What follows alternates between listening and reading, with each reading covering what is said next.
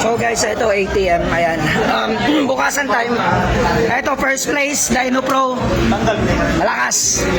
Tsaka si Kairing KVRD. Second place. So ito po, gamit natin. Bukasan ha. Siyempre, pitch bike. Pitch bike, Z5, throttle body.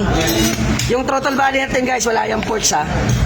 Standard yan. Ito yung Z5 throttle body na hindi na pinorts. So ayan, kitang-kita po, pitch bike piston. Sniper, 65mm. Baliktad, 59mm eh. So, Asuka, yung head, sorry, hindi namin pwede pakita. So, ito lang, 65, ito lang pwede i-declare eh. So, Asuka, thank you so much. Siyempre, TPS natin, pitch bike. TPS, pitch bike. Ayan.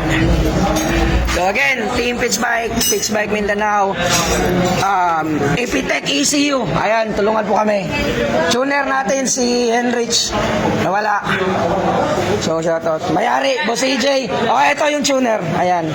So Epitech Philippines, tulungan.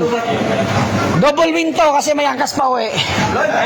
Sabi niya, so mechanic, Jack Speed from Kapalong. Shoutout, ayan. Team Luzon ang gagaling. Super galing nila guys at babad. Siyempre, of course, yung rider natin, pagod. Ayan. George, shout out. Dami nag-aantay, Tagum City.